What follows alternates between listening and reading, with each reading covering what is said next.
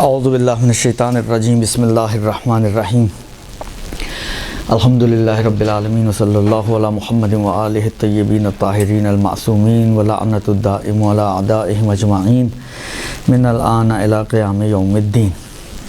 ہماری گفتگو جو تھی مسائل فقہ میں ہم نے میت کے احکام کے حوالے سے بات چیت شروع کی تھی، اور یہ آپ کی خدمت میں عرض کیا تھا کہ مرنے سے پہلے جو ہے ایک ذمہ داری بنتی ہے انسان کی کہ جو مرنے والا ہے، جس کو ہم محتضر کہتے ہیں، جو حالت احتضار میں ہے، اس کو قبلہ رخ لٹانا ہے، اور کیسے لٹانا ہے یہ بیان ہو چکا ہے۔ جب اس کی روح قبض ہو جاتی ہے تو مرنے کے بعد پھر 5 ذمہ داریاں بنتی ہیں، اور اس میں سے جو پہلی ذمہ داری تھی وہ غسل کے حوالے سے تھی کہ میت کو غسل دیا جاتا ہے، اور اسی حوالے سے کچھ مسائل تو ہم نے پڑھ لیے تھے، پھر غسل دینے والے کی شرائط وہ بھی ہم نے پڑھ لی تھی۔ آج جو گفتگو ہے وہ یہ ہے کہ غسل میت کیسے دیا جاتا ہے، اس کی کیفیت کیا ہے۔ تو فرماتے ہیں کہ غسل مس میت جو ہے وہ ایکچولی 3 غسل ہوتے ہیں۔ غسل مس میت میں 3 غسل ہوتے ہیں، اور تینوں بالترتیب، پہلا غسل بیری کے پانی سے، دوسرا کافور کے پانی سے، اور تیسرا خالص پانی سے دیا جاتا ہے۔ جب تک تینوں غسل مکمل نہ ہو جائیں اس وقت تک یہ میت نجس بھی ہے، اور اگر کوئی اس کو ہاتھ لگائے گا تو نجس بھی ہو جائے گا، اور اگر سرد ہو چکی ہے میت تو اس پہ غسل مس میت بھی واجب ہو جائے گا جب تک کہ اس کے غسل مکمل نہیں ہو جاتے۔ ہاں، ایک مرتبہ غسل مکمل ہو گئے تو پھر یہ میت پاک بھی ہو جاتی ہے، اور اگر اب کوئی اس کو ٹچ کرے گا تو اس پہ غسل مس میت واجب نہیں ہوگا۔ وہ اسی صورت میں واجب ہوتا ہے جب میت کو غسل دینے سے پہلے ٹچ کیا جائے، کہ وہ بعد میں انشاءاللہ مسئلہ آئے گا میرا خیال ہے۔ تو 3 غسل دیے جائیں گے۔ کہتے ہیں کہ ضروری ہے کہ غسل جو ہے ترتیبی طریقے سے دیے جائیں۔ میت کو التماسی غسل نہیں دے سکتے۔ آپ میت کو ڈال لیں پانی کے ٹب میں مثلاً، اور نکال لیں، پھر ڈال لیں، پھر نکال لیں، پھر ڈال لیں، پھر نکال لیں، ایک دفعہ بیری کے پانی میں، ایک دفعہ کافور والے پانی میں، ایک دفعہ خالص پانی میں، یہ نہیں ہو سکتا۔ تو میت کو جو غسل دیا جائے گا وہ غسل ترتیبی ہی دیا جائے گا، یعنی یہ کہ اچھا، ویسے تو یہ کہا جاتا ہے کہ جو جتنے بھی غسل ہیں، چاہے واجب غسل ہوں چاہے مستحب غسل ہوں، طریقہ سب کا ایک ہی ہے۔ لیکن غسل مس میت میں بھی یہ بات کہی جاتی ہے کہ اس کا طریقہ بھی غسل جنابت والا ہی طریقہ ہے۔ لیکن ایک چھوٹا سا ڈفرینس ہے اس غسل میں اور مثلا غسل جنابت میں، اور وہ ڈفرینس یہ ہے، ایک تو یہی آ گیا، ایک نہیں 2 ہو گئے۔ ایک تو یہی آ گیا کہ دوسرا غسل آپ ترتیبی اور التماسی دونوں طرح سے کر سکتے ہیں، لیکن اس کو ترتیباً ہی انجام دینا ہوتا ہے۔ دوسرا جو غسل آتا ہے آغا سیستانی کے حساب سے، ڈفرینس جو آتا ہے وہ یہ ہے کہ آغا سیستانی نارمل غسلوں میں جو انسان زندگی کی حالت میں انجام دیتا ہے، چاہے واجب غسل ہوں، اور واجب بھی کوئی بھی غسل ہو، چاہے مستحب غسل ہو، مستحب بھی کوئی بھی غسل ہو، نارملی جو زندگی کے عالم میں انسان غسل کرتا ہے اس میں آغا سیستانی 2 حصوں کے قائل ہیں، کہ سر اور گردن ایک حصہ ہے، باقی پوری باڈی جو ہے وہ ایک حصہ بنا سکتے ہیں۔ اگرچہ احتیاط مستحب وہاں پر یہی ہے کہ ادھر بھی 2 حصے بنائے جائیں، رائٹ اور لیفٹ، لیکن کیونکہ احتیاط مستحب ہے، آپ کو معلوم ہے احتیاط مستحب کا مطلب یہی ہوتا ہے کہ اس پہ کرنا چاہے عمل تو بہتر ہے، نہیں بھی کریں گے تو آپ کا جو عمل ہے وہ خراب نہیں ہوگا، وہ عمل آپ کا صحیح رہے گا۔ لہذا اگر کوئی شخص غسل کو نارملی، جو نارمل غسل ہیں زندگی والے، ان کو اگر 2 حصوں میں انجام دے، سر اور گردن کو دھو لے اور پھر پوری باڈی کو ایک ساتھ دھو لے، مثلا بعض اوقات ہوتا ہے آپ ٹیوب ویل میں ہیں یا آپ حوض میں کھڑے ہوئے، پہلے آپ نے سر اور گردن دھویا، اس کے بعد آپ پورے پانی کے اندر آپ نے نیچے کھڑے ہو گئے آپ پانی میں، اور یہاں تک آپ کا پانی آ گیا، تو آپ کا دوسرا حصہ بھی ہو جائے گا آٹومیٹکلی۔ یعنی آپ نے 3 حصے نہ بھی کیے ہوں تو بھی چل سکتا ہے۔ لیکن غسل میت میں آقا فرماتے ہیں کہ نہیں، ضروری ہے کہ ترتیبی بھی ہو اور 3 حصوں میں ہو۔ غسل میت کو 2 حصوں میں نہیں دیا جا سکتا، لہذا ضروری ہے غسل میت میں کہ سر اور گردن کے بعد پہلے دائیں حصے کو دھویا جائے اور اس کے بعد پھر بائیں حصے کو دھویا جائے. اگر ایک پارٹ بنائیں گے تو یہ کافی نہیں ہوگا.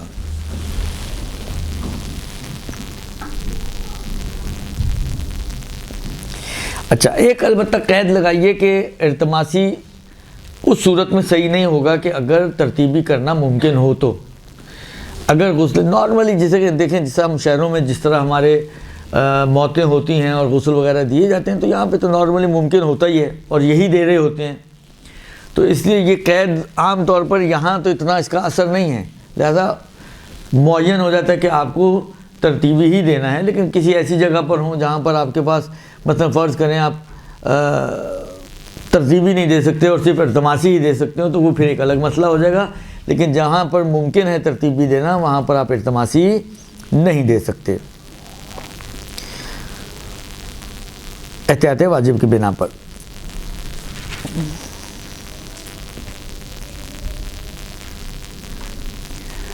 اچھا، ہم نے کہا کہ پہلا غسل بیری کے پانی سے اور دوسرا غسل کافور کے پانی سے، ٹھیک ہے نا. اب فرماتے ہیں کہ بیری اور کافور اتنی مقدار میں، دیکھیں اس کی منیمم مقدار یہ ہے کہ اتنی مقدار ہو کہ اگر آپ اس کو پانی میں ڈالیں تو عرفاً یہ کہلائے کہ یہ بیری کا پانی ہے، یہ کافور کا پانی ہے، یعنی اس میں بیری اور کافور ملے ہوئے ہیں. مثلا فرض کریں ایک بڑا ٹب جو آتے ہیں، بڑا ٹب ہے پانی کا. اچھا، یہ بھی ایک مشکل ہے کہ ہمارے بہت سے غسل خانوں میں شاید وہ قلیل پانی سے ہی غسل دیا جاتا ہے، وہ ٹب بالٹی اس ٹائپ کی چیزوں کو، جبکہ یہ بالآخر کیونکہ عرض کیا نا کہ جب تک یہ میت جو ہے وہ تیسرا غسل مکمل نہیں ہوتا نجس ہے، لہذا اس کی جتنی بھی چھینٹیں اڑتی ہیں وہ ساری نجس ہیں اور نجاستیں بہت پھیلتی ہیں. کم سے کم اتنا اگر کر سکیں کہ ان کو کر پانی سے متصل کروا دیں اور اس ٹینکی کے اندر اتنی بیری اتنی کافور ڈالے جائے کہ پھر وہ کہلائے کہ یہ بیری کا پانی ہے اور کافور کا پانی ہے، تو کم سے کم ہم نجاست کے پھیلنے سے بچ سکتے ہیں. یعنی ہم جہاں پر اپنے کام کو آسان بنا بھی سکتے ہیں وہاں پہ بھی ہم کام مشکل ہی کرتے ہیں. اب آپ خود سوچیں کہ غسل دے رہے ہیں آپ، چھینٹیں اڑ رہی ہیں، آپ کے اوپر بھی اڑ رہی ہیں، آپ کے اپنے کپڑے بھی نجس ہیں، جو پانی گر رہا ہوتا ہے اس سے وہ سارا پانی بہہ رہا ہے وہ بھی نجس ہے. پھر انسان کبھی ادھر جا رہا ہے کبھی ادھر جا رہا ہے، کبھی کوئی آ گیا دروازے پہ گیا، اس کو ہاں یا نہ کرنے جو بھی اس سے بات کرنی ہے، ادھر گھوم رہا ہے پھر رہا ہے ادھر، پھر انہی پاؤں کے ساتھ اسی وہ جو آپ کے پیروں پہ پانی لگا ہوا ہے اسی کے ساتھ بعض اوقات انسان امام بارگاہ میں گھس جاتا ہے، بعض اوقات مسجدوں میں گھس جاتا ہے. تو ایک مشکلات ہیں بہت زیادہ. جہاں پہ بھی غسل ہو رہے ہیں ان کے لیے ہائیلی ریکمینڈڈ یہی ہے کہ کوئی کوشش کرے کہ کسی طریقے سے مثلا جو اوپر پانی کے جو بھی انتظام بنایا ہوا ہے 2-3 ٹینک لگا دیں اور وہ ٹینک اتنے ہو کہ کر یا اس سے زیادہ ہی ہوں، تاکہ کم سے کم اتنا ہونا چاہیے وہ ٹینک کہ اگر ایک آدھ میت کو غسل دے بھی دیا جائے تو وہ کر سے کم نہ ہو جائے، مثلا 2 کر جتنا ہو پانی اس کے اندر. اور جیسے ہی مثلا فرض کریں ایک میت کو غسل دے دیا جائے دوبارہ اس کو پر کر دیا جائے تاکہ بعد والی میتوں کے مسئلے میں پھر وہی سہولت کم سے کم آپ کو، کیونکہ یہ جو کر پانی کی جو متصل اگر ہو اور وہ جو چھینٹیں اڑتی ہیں وہ آغسیستانی کہتے ہیں کہ وہ پاک ہیں، تو کم سے کم ایک سہولت تو مل جائے گی. پھر آٹومیٹکلی اگر کر پانی سے متصل پانی میت سے ہوتے ہوئے بھی نیچے گر رہا ہے اور پانی متصل ہے ابھی بھی جا رہا ہے تو وہ جو نیچے بہہ رہا ہے وہ پانی بھی آٹومیٹکلی پھر پاک رہے گا. تو آپ کی نجاست کے پھیلنے کے چانسز بہت ہی کم ہیں، بہت ہی کم ہو جاتے ہیں. تو یہ ایک بہرحال ریکمنڈیشن ہے ان لوگوں کے لیے کہ جو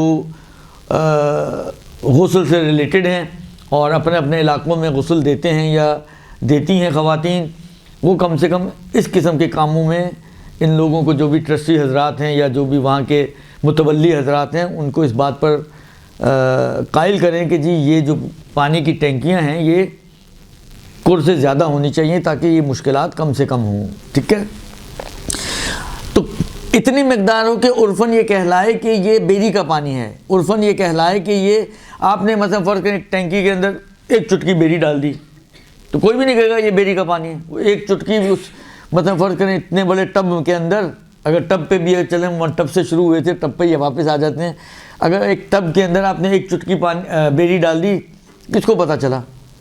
وہ کہتے ہیں نا جنگل میں مور ناچا کس نے دیکھا. تو یہ اس ٹب میں ایک چٹکی کا پتہ بھی نہیں چلے گا. کوئی نہیں کہے گا کہ یہ جی بیری والا پانی ہے, یا اتنی سی کافور آپ ڈال دیں تو کوئی نہیں کہے گا کہ یہ کافور والا پانی ہے. تو اتنی مقدار کم سے کم ہونی چاہیے کہ جس مقدار کے جانے کے بعد یہ کہلائے کہ یہ بیری کا پانی ہے یا یہ کافور کا پانی ہے. اور اتنی یہ ایک منیمم ہے, اور زیادتی میں اتنی زیادہ نہ ہو جائے کہ وہ پھر مضاف ہو جائے. یعنی مضاف میں پہلے آپ کو سمجھا چکا ہوں کہ اتنا زیادہ مقدار میں مخلوط کریں کہ پھر وہ پانی نہ کہلائے. ٹھیک ہے نا, وہ پھر پانی نہ کہلائے, تو وہ پھر مضاف ہو جائے گا. تو نہ کم ہوگا تو غسل کافی ہوگا, نہ مضاف ہو جائے گا تب غسل کافی ہوگا. تو درمیان کی آپ کو سچویشن میں رکھنا ہے کہ نہ مضاف بننے پائے اور نہ, اب مجھے نہیں معلوم کیونکہ میں اتفاقاً میں غسل والا آدمی نہیں ہوں, میں نے کبھی غسل دیے نہیں ہیں اور تجربہ نہیں رکھتا ہوں اس کا, کیونکہ دیکھیں تھیوری اور چیز ہوتی ہے, پریکٹیکل اور چیز ہوتی ہے. تھیوری تو میں آپ کو پڑھا ہی رہا ہوں, لیکن پریکٹیکلی اب کتنا کافور ڈلنا چاہیے, کتنی بیری ڈلنی چاہیے, خود ایک تجربہ چاہتا ہے کہ جس پر آپ یہ کہہ سکیں کہ ہاں جی یہ ڈال لیں, اتنا مثلا 2 چمچ ڈال لیں تو کافی ہے. کافی ہوگا کافی ہوگا مجھے نہیں معلوم, لیکن ایک مثال دے رہا ہوں. تو اس کے لیے بہرحال ایک تجربے کی ضرورت ہوتی ہے, تو وہ میرے پاس نہیں ہے. آپ میں سے ممکن ہے کوئی غسل دینے والا ہو, ان کو آئیڈیا ہو. بہرحال 2 چمچ 3 چمچ, اب مجھے نہیں آئیڈیا کہ کتنا ڈالا جائے تو وہ کہلائے گا کہ ہاں یہ اب بیری والا پانی ہے یا کافور والا پانی ہے. تو منیمم اتنی مقدار آپ کو ڈالنی پڑے گی, نہ اس سے کم نہ اتنا کہ مضاف ہو جائے اس حد تک. تو اس کے ایک درمیانی حد میں آپ کو ڈالنا پڑے گا.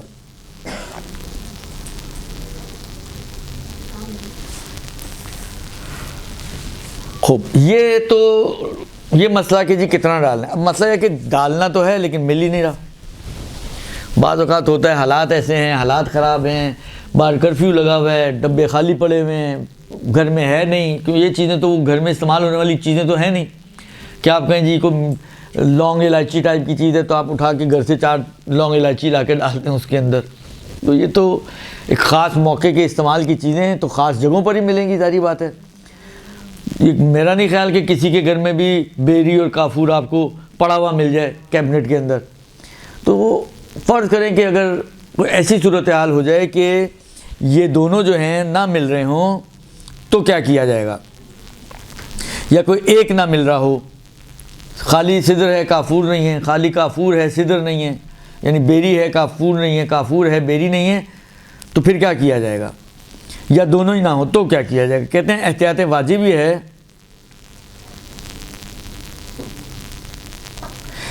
جو چیز نہیں مل رہی, مثلا فرض کریں بیری نہیں مل رہی, تو بیری کے پانی کا غسل جو دینا تھا اس کے بدلے احتیاط واجب یہ ہے کہ ایک اور غسل سادے پانی کا دیں. ہاں جی. اب پچھلی کو چھوڑ دیجیے گا پلیز, کیوں پچھلے گلے مردے اکھاڑیں گے نا تو وہ گلے پڑ جائیں گے ہمارے.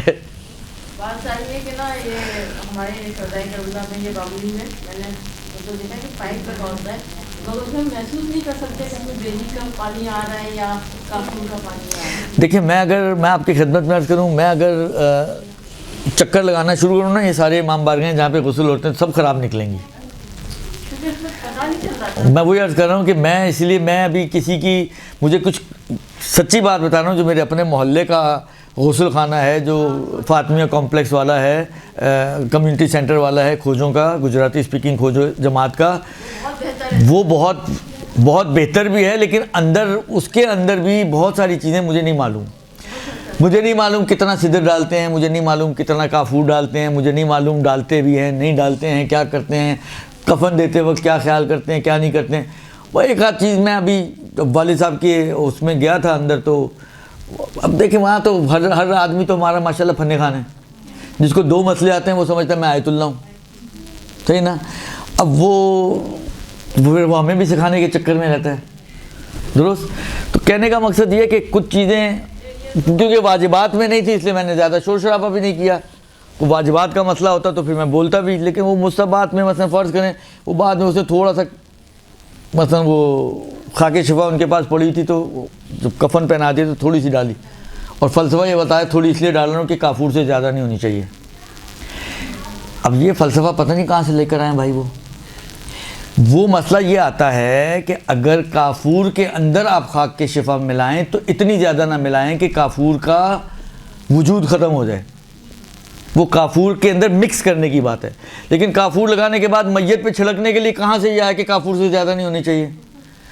اب میں نے کہا نا کہ یہ کوئی ایسا پوائنٹ نہیں تھا کہ جس کے اوپر میں اس کے ساتھ زیادہ جھگڑتا. تو میں نے کہا چلو ٹھیک ہے یار، جو کر رہے ہیں ویسے ایک تو حال ایسا نہیں ہوتا کہ انسان ہر چیز میں بولے، اس لیے میں نے کہا چلو جو کر رہے ہیں کرنے دو ان کے. بہرحال اپنا وہی والی بات ہے، ان کا اس وقت وہ اس فیلڈ کے آئے تو وہ جو بولیں گے ماننا پڑے گا آپ کو.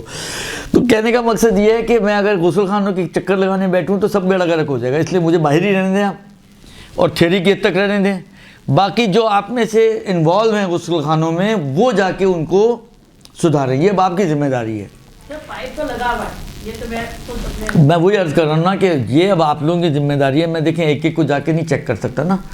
اب یہ جو انوالو ہیں ان کو سمجھائیں کہ بھائی یہ جو اگر آپ نے اس میں کافور ڈالا ہے تو اتنا ہونا چاہیے منیمم، یا اگر آپ نے بیری ڈالی ہے تو منیمم اتنی ہونی چاہیے. اب تو بتایا تو صحیح کہ عرفاً یہ کہلائے کہ یہ بیری اس میں ملی ہوئی ہے، عرفاً یہ کہلائے کہ اس میں کافور ملا ہوا ہے، عرف ہے معیار. نارملی بیری کا پاؤڈر ڈالا جاتا ہے. میں نے کہا نا کہ مجھے پریکٹیکل میرے پاس نہیں ہے کہ کتنا ڈالتے ہیں کہ اس کا رنگ بھی دیکھیں، رنگ اتنا نہ بدل جائے کہ وہ مضاف ہو جائے، صحیح نا تھوڑا، کیونکہ بیری جو ہے نارملی جو بیری کے پتے ہوتے ہیں وہ تھوڑے سے نسواری کلر کے ہوتے ہیں، صحیح نا. اس کا پاؤڈر اگر آپ ڈالیں گے تو 2 چمچ بھی ڈالیں گے تو میں نہیں سمجھتا ہوں کہ ایک ٹب میں 2 چمچ اگر ڈلے ہوئے ہوں تو اس کا رنگ چینج ہو. لیکن اگر وہ اب اس کی خوشبو بھی کوئی اتنی خاص میرا خیال ہے بیری کی تو نہیں ہوتی ہے، اس کی ہوتی ہے کیا کہتے ہیں کافور کی، لیکن بیری تو کوئی میرے خیال میں خوشبودار بوٹی نہیں ہے، صحیح نا. پانی جو آ رہا ہے پائپ سے وہ نارمل پانی لگ رہا ہے. بہرحال اب یہ دیکھیں، میں نے کہا نا کہ میں ابھی اس بات میں نہیں پڑھنا چاہتا، وہ اب آپ خود جا کے اس کو اصلاح کریں جو جن کے ہاتھ میں اور جو صاحبان اختیار ہیں، صاحبان اقتدار سے خود جا کے نپٹیں. خوب فرماتے ہیں کہ اگر یہ نہ ملے تو احتیاط واجب یہ ہے کہ جو چیز نہ مل رہی ہو اس کے غسل کے بدلے سادے پانی کا غسل دیا جائے. اور کیا کہتے ہیں نیت یہ کرے کہ یہ مثلا فرض کریں، ایک ہم مثال بنا لیتے ہیں، فرض کریں کافور ہے بیری نہیں ہے، ٹھیک ہے، تو پہلا غسل آپ دیں گے بیری کے پانی کا جو دینا ہے سادے پانی سے دیں گے، یہ نیت کرتے ہوئے کہ یہ میں بیری کے پانی کے بدلے غسل دے رہی ہوں یا دے رہا ہوں. بدلیت کی نیت ہوگی کہ یہ اس کے اگینسٹ ہے، اس کے بدل میں ہے، ٹھیک ہے. اور ترتیب کا بھی خیال رکھنا ہے. اب آپ کہیں سادہ ہے تو چلو سادے سارے بعد میں آخر میں کر دیں، پہلے میں کافور کا دے دوں، تو یہ نہیں ہوگا. بیری اگر نہیں مل رہی ہے اور بیری کی جگہ پر آپ کو سادے پانی کا غسل دینا ہے تو وہ پہلا ہی غسل ہوگا. اس کو آپ یہ نہیں سوچ سکتے کہ پہلے دونوں سادے میں بعد میں کر دیتی ہوں اور چلو پہلے میں کافور والا دے دیتی ہوں. یہ اپنے حساب سے اس کو پلس مائنس نہیں کر سکتے آپ. تو بیری اگر مفقود ہے، بیری نہیں مل رہی، تو بیری کے بجائے جو غسل دیا جائے گا سادے پانی سے دیا جائے گا. بیری کے بدلے کی نیت کی جائے گی کہ اس کے جیسے تیمم میں آپ کیا کرتے ہیں، تیمم کرتی ہوں بدل از وضو یا بدل از غسل، بدلیت کی نیت کرتی ہیں نا. یہاں پہ بھی آپ غسل میں نیت کریں گے کہ یہ سادے پانی سے غسل دیتی ہوں بدل از بیری کے پانی کے قربتاً الی اللہ. تو بدلیت کی نیت سے ہوگا. اور کیا کہتے ہیں ترتیب کا بھی لحاظ رکھنا پڑے گا. اچھا فرض کریں بیری ہے کافور نہیں ہے تو پہلا غسل بیری کے پانی سے دیں گے، دوسرا غسل جو کافور والا ہے بدلیت کی نیت کے ساتھ آپ سادے پانی سے دیں گے، اور تیسرا غسل پھر اگین سادے پانی کا ہو جائے گا. اس طرح سے ہو جائے گا، ٹھیک ہے جی. اچھا اس کے ساتھ یہ تو 3 غسل ہو جائیں گے، لیکن کہتے ہیں کہ ایک تیمم بھی اضافہ کیا جائے گا. یہ سب چل رہا ہے احتیاط کی بنا پر. ایک تیمم کو بھی اضافہ کیا جائے گا، کیونکہ دیکھیں ایک ڈاؤٹ تو ہے نا کہ اگر بیری نہ ہو تو ہو سکتا ہے غسل کی بجائے آپ کو تیمم کرنا پڑے. بیری نہ ہو تو بیری کی بجائے آپ کو تیمم کرنا پڑے. تو ایک کیونکہ ڈاؤٹ موجود ہے لہذا کہتے ہیں کہ ایک تیمم بھی اضافہ کیا جائے گا، ٹھیک ہے. تیمم جو ہوگا سر وہ ہاتھ پھر وہی آب صدر کے بدلے میں جو دے رہے ہیں اس کا ہوگا یا اس کی ترتیب کیا ہوگی؟ اس کی ترتیب نہیں، یہ تینوں ہو سکتا ہے غسل آپ اس سے ساقط ہوں اور غسل کے بدلے آپ کو تیمم دینا ہو، تو یہ اس کے اگینسٹ تیمم ہے، لہذا اس میں آپ بدلیت کی کوئی نیت نہیں کریں گے، درست؟ ایک تیمم اس کو کروایا جائے گا۔ پھر کہتے ہیں کہ اگر سادہ پانی نہ مل رہا ہو پہلے سے، جیسا مثلا انہوں نے کہا مثلا ٹینکی ہے، اس کے اندر کافور ڈلا ہوا ہے، ایک ٹینکی میں ایک میں بیری ڈلی ہوئی ہے، سادہ پانی خالی ہے، پانی 6 دن سے کراچی میں غائب ہے اور پانی موجود نہیں ہے، یہ سارے مسئلے سمجھنا ہمیں کراچی میں بڑا آسان ہے، اس لیے کہ کبھی بھی کچھ بھی ہو سکتا ہے، ماشاءاللہ کراچی ہے ہمارا، تو اس لیے یہ ہو سکتا ہے کہ آپ کے پاس بیری کا پانی ہو، یہ ہو سکتا ہے کہ آپ کے پاس کافور کا پانی ہو، سادہ پانی نہ ہو، جو نارملی الٹا ہونا چاہیے، لیکن ہمارے ہاں تو یہ بھی ہو سکتا ہے، درست؟ تو اب کیا کیا جائے گا؟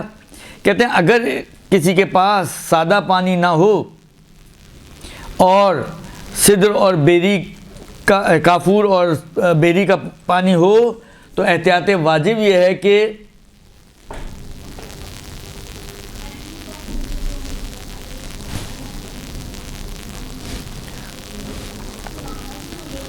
جو بھی بیری یا کافور میں سے جو بھی موجود ہو تو اس سادے پانی کے بدلے اسی کا غسل دیا جائے گا، اور پھر وہی والی بات ہے،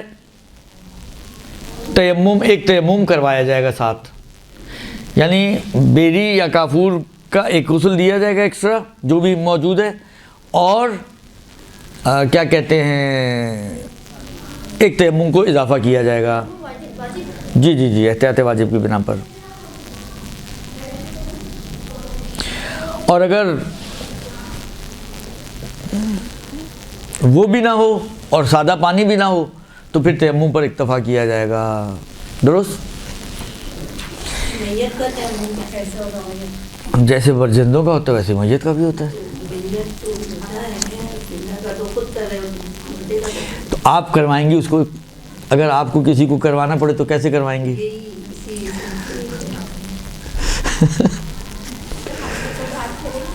ہیں آپ اپنے ہاتھوں سے اس کی پیشانی پر ہاتھ پھیریں گے اور اپنے ہی ہاتھوں سے اس کے مسے کریں گے، اور کیا کریں گے؟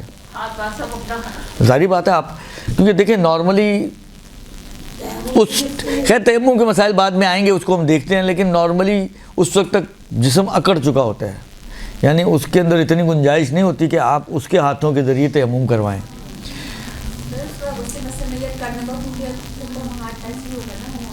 ہاں پھر غسل مس میت کرنا پڑے گا، جی ہاں۔ خوب، اگلا مسئلہ فرماتے ہیں کہ اگر کسی کے پاس پانی تو ہے لیکن کوئی ایک غسل دیا جا سکتا ہے اس پانی سے، اس میں بیری ڈال کے بیری کا دے دیں تو باقی 2 کے لیے پانی نہیں ہے، اس میں آپ کافور ڈال کے کافور کا دے دیں تب بھی 2 کے لیے نہیں ہے، سادہ والا دے دیں تب بھی 2 کے لیے نہیں ہے، خلاصہ 2 غسل نہیں دے سکتے، ایک غسل دے سکتے ہیں۔ تو اب اس صورت میں کیا ذمہ داری بنے گی کہ اس پانی کو پہلے غسل میں استعمال کریں، دوسرے میں استعمال کریں، تیسرے میں استعمال کریں، کیا کریں بالآخر؟ تو فرماتے ہیں کہ اگر کسی کے پاس ایک غسل سے زیادہ کا پانی نہ ہو تو اگر بیری اور کافور نہ ہوں تو سادے پانی کا ایک غسل دیا جائے گا، اور احتیاط واجب کی بنا پر ایک تیمم کروایا جائے گا۔ اگر سادہ پانی ہے لیکن بیری اور کافور بھی نہیں ہے، پانی بھی ایک ہی ہے ایک غسل جتنا، بیری اور کافور بھی نہیں ہے، تو کہتے ہیں کہ اسی سادے پانی سے ایک غسل کرائیں اور احتیاط کی بنا پر ساتھ اس کو ایک تیمم بھی کروائیں۔ لیکن اگر سدر پایا جائے، چاہے کافور بھی ہو چاہے کافور نہ ہو، سدر یعنی بیری، اگر بیری موجود ہے تو چاہے کافور ہو یا نہ ہو، اگر بیری موجود ہے تو فرماتے ہیں کہ پھر بیری والے پانی کا غسل دیا جائے گا اور پھر ایک تیمم کرایا جائے گا احتیاط واجب کی بنا پر، کیونکہ ترتیب وار پہلے بیری کا ہوتا ہے اور ابھی ہمارے پاس بیری بھی موجود ہے، کافور ہو تب بھی بیری کا مقدم ہے، کافور نہ ہو تب بھی بیری کا مقدم ہے، اس لیے کافور کے ہونے اور نہ ہونے سے کوئی فرق نہیں پڑتا۔ اگر بیری ہے آپ کے پاس اور ایک ہی غسل جتنا پانی ہے تو کیونکہ پہلی ذمہ داری بیری والے پانی کی آتی ہے، لہذا وہ آپ انجام دیں گے، دوسرے غسلوں کے لیے پانی نہیں ہے، لہذا احتیاط واجب کی بنا پر ایک تیمم میت کو کروایا جائے گا۔ میری کا غسل دیتی ہوں، قربت ہے اللہ اور کے پاس۔ اور اگر کافور پایا جائے صرف، تو کافور کے پانی سے غسل دیا جائے گا اور ایک تیمم احتیاط واجب کی بنا پر ساتھ کروایا جائے گا۔ ٹھیک ہو گیا؟ بس اگر ایک پانی ہے، سدر اور کافور دونوں نہیں ہیں، تو سادے پانی کا غسل اور ایک تیمم۔ اگر ایک پانی ہے، بیری ہے، چاہے کافور ہو یا نہ ہو، بیری والا غسل ایک تیمم۔ اگر صرف کافور ہے، ایک غسل کافور والا اور احتیاط کی بنا پر، تینوں صورتوں میں احتیاط کی بنا پر ایک تیمم کروایا جائے گا۔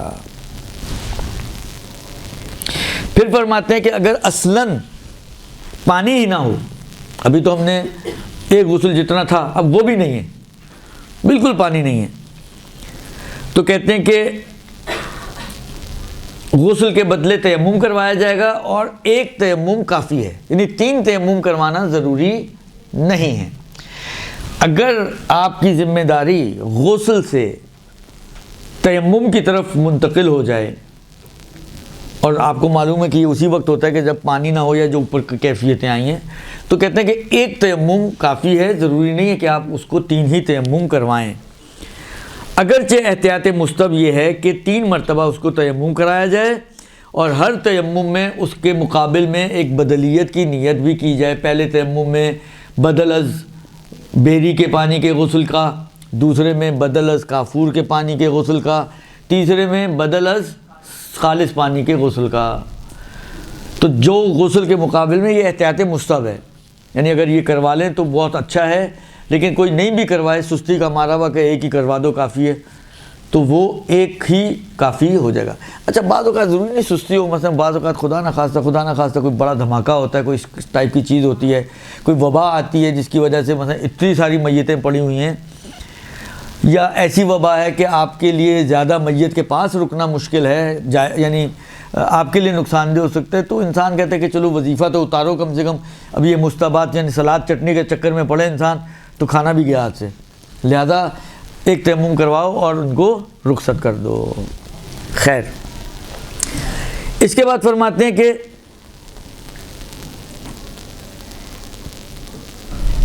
اچھا، یہ بعض مسائل ایسے ہیں کہ جو ہماری اس قوم کو کہ جو غسل سے انوالو ہیں، جو غسل میں انوالو ہیں اور غسل دیتی ہیں میتوں کو، چاہے مرد حضرات ہوں چاہے خواتین حضرات ہوں، یہ کچھ مسائل بہت اہمیت کے حامل ہیں۔ ان میں سے ایک مسئلہ یہ ہے کہ بعض اوقات میت جو ہے وہ مثلاً بہت زیادہ مجروح ہے، کٹی پھٹی میت ہے، یا جلی ہوئی میت ہے، یا بہت ہی زخمی حالت کی میت ہے۔ ایسی کیفیت میں کہ اگر اس پہ پانی ڈالا گیا تو اس کا جسم جو ہے وہ بہے گا، گوشت پھیل جائے گا، جسم الگ ہو جائے گا، اس سے کھال اس کی اتر جائے گی۔ تو کہتے ہیں ایسی صورت میں اگر اس بات کا خوف ہو کہ اس کا گوشت جو ہے وہ پھٹ جائے گا اور یہ بکھر جائے گا، تو واجب ہے کہ اس کو تیمم دیا جائے۔ اب غسل نہیں ہے، ایسی صورتوں میں بھی میں نے جو سنا ہے، سنی سنائی بات ہے، واللہ عالم بالصواب، لیکن ایسی صورتوں میں بھی بعض پھنے خانوں کو سنا ہے کہ ان کو ہوتا ہے کہ نہیں غسل ہی دیا جائے۔ یہ غسل کے مورد ہی نہیں ہے یہاں پر، یعنی اگر آپ غسل دیں تو آپ گنہگار ہیں۔ تو انسان یہ میت کو غسل دینے جاتا ہے نیکی کمانے کے لیے، نہیں ہے کہ اپنے گلے گناہ ڈالنے کے لیے۔ لہذا میں بار بار کہتا ہوں، دوبارہ سے میں آپ لوگوں کی خدمت میں بھی عرض کر رہا ہوں کہ آپ میں سے جو بھی دیکھیں، بہت نیک کام ہے، اجر و ثواب حد سے زیادہ اس کا، اور مقام عبرت بھی ہے۔ بالآخر انسان جب میتوں کو دیکھتا ہے اور مختلف طرح کی میتوں کو دیکھتا ہے تو ایک انسان کے لیے ایک ہوتا ہے کہ بالآخر ایک جھٹکا تو آتا ہے کہ یار ہم نے بھی کل اسی تخت غسال پر ہم نے بھی آ کے لیٹنا ہے، کل تک اس کے بعض ایسے لوگ ہوتے ہیں واقعاً ایک ان کا روب، دبدبہ، جلال، اور ایک ایسی حالت ہوتی ہے کہ کسی کو اپنے سامنے سمجھتے نہیں کچھ، لیکن جب وہ تخت غسال پہ پڑے ہوئے ہوتے ہیں اور آپ کے ہاتھ میں کھلونا بنے ہوئے ہوتے ہیں، آپ نے ہاتھ اٹھا دیا تو اٹھا دیا، آپ نے گرا دیا تو گرا دیا، آپ نے ہلا دیا تو ہلا دیا، آپ نے سیدھا کر دیا، آپ نے ٹیڑھا کر دیا، تو انسان سوچتا تو یار کل، یعنی کوئی واقعاً اگر کسی کے اندر تھوڑا سا بھی اس کا اندر موجود ہے نا، اس کا ضمیر جاگا ہوا ہے یا مرا نہیں بالکل ہی، یا اس کا ہم کہتے ہیں وجدان اس کا باقی ہے، تو اس کو ایک لمحے کے لیے خیال تو آئے گا کہ یار یہ میں کس ڈگر پہ جا رہا ہوں، میں کس دنیا میں زندگی گزار رہا ہوں، میں نے بھی یہیں لیٹنا ہے، آ کے میرے ساتھ بھی یہی سب کچھ ہونا ہے، تو تھوڑا سا اس کے بندے کے پتر بننے کا امکانات زیادہ ہوتے ہیں۔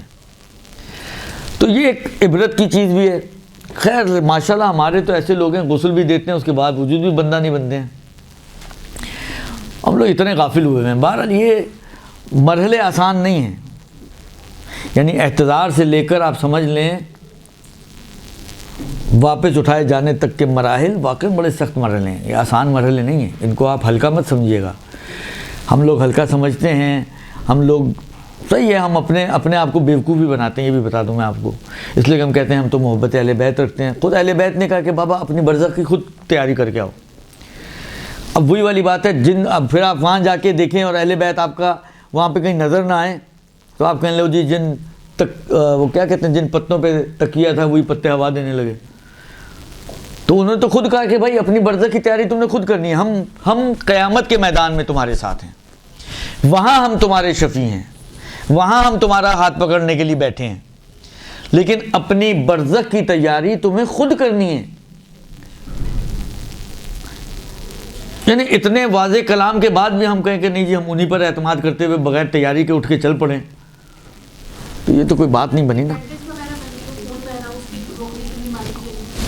ابھی تو کہنے کا مقصد یہ ہے کہ یہ چیزیں ہمارے لیے بڑی عبرتیں ہیں، اس کے اوپر غور کرنا چاہیے۔ اور ہم لوگ تو جب جنازوں میں بھی جاتے ہیں تو واقعی ہماری عجیب کہ میں نے دیکھا ہے، میں ابھی تو تازہ ہی دیکھا ہے، والد ہی کے جنازے پہ میں نے دیکھا ہے، ادھر جنازہ پڑا ہوا ہے، ادھر سائڈ میں لوگ کھڑے گپے مار رہے ہیں، ہنس رہے ہیں، بول رہے ہیں۔ امام سجاد کہتے ہیں کہ تم تصور کرو کہ یہ تمہارا جنازہ پڑا ہوا ہے، جب اٹھاتے ہو تو یہ تصور کرو کہ تمہارے کو کسی نے اٹھایا ہوا ہے۔ کہاں یہ تصورات ہمارے پاس؟ ہمارے کو تو گپوں سے فرصت نہیں ملتی۔ خیر تو فرماتے ہیں کہ اگر ایسی کیفیت ہو کہ جسم کے بکھرنے کا خوف ہو تو ضروری ہے کہ اس کو تیمم دیا جائے، اور ضروری ہے کہ تیمم جو ہے وہ زندہ انسان کے ہاتھ سے دیا جائے، یعنی جو جس طرح غسل دیا جاتا ہے اس طرح کوئی شخص اس کو تیمم دے گا۔ اور احتیاط مستحب یہ ہے کہ اگر ممکن ہو، میں نے کہا نا عام طور پہ اکڑ چکی ہوتی ہے، لیکن اگر ممکن ہو تو میت کے ہاتھ سے بھی تیمم دلوایا جائے، اس کے ہاتھوں کو مٹی پہ مارا جائے، اس کے ہاتھوں کو پیشانی پہ گھلایا جائے، تو وہ احتیاط مستحب ہے۔ لیکن اگر کوئی یہ کام نہیں بھی کرتا ہے اور زندہ اس میت کو تیمم کروا دیتا ہے تو یہی کافی ہو جائے گا۔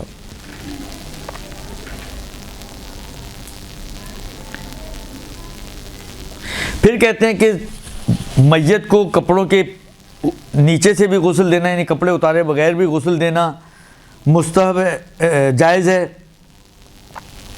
چاہے جو غسل دینے والا ہو وہ مماثل ہی کیوں نہ ہو۔ جو پچھلے ہفتے ہماری بات آئی تھی کہ مماثل ہونا چاہیے، چاہے غسل دینے والا مماثل ہی کیوں نہ ہو، یعنی عورت کو عورت دے رہی ہو، مرد کو مرد دے رہا ہو، پھر بھی جائز ہے کہ انسان میت کو اس کے کپڑوں کے نیچے سے غسل دے۔ بلکہ کہتے ہیں کہ بعید نہیں ہے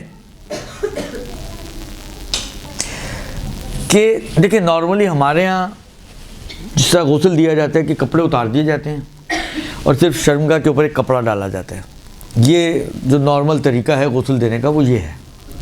کہتے ہیں اس سے بعید نہیں کہ اس سے افضل یہی ہو کہ اس کو غسل کپڑے کے نیچے سے دیا جائے، یعنی یہ جو رائج طریقہ ہے ہمارا اس سے بہتر اور زیادہ ثواب اور زیادہ فضیلت والا طریقہ یہی ہے کہ اس کو اس کے کپڑوں کے نیچے سے غسل دیا جائے، یعنی آپ اوپر سے ہی پانی ڈالتے رہیں اور پانی، کیونکہ کپڑے ہمارے کوئی ربڑ اور پلاسٹک کے تو ہیں نہیں کہ آپ کہیں کہ جو کپڑے ہوتے ہیں آپ اس پہ پانی ڈالیں گے بہت زیادہ ہوگا، کوئی موٹا کپڑا ہوگا تو تھوڑا پانی زیادہ ڈالنا پڑے گا تو وہ آٹومیٹکلی نیچے بھی پانی بہتا ہے۔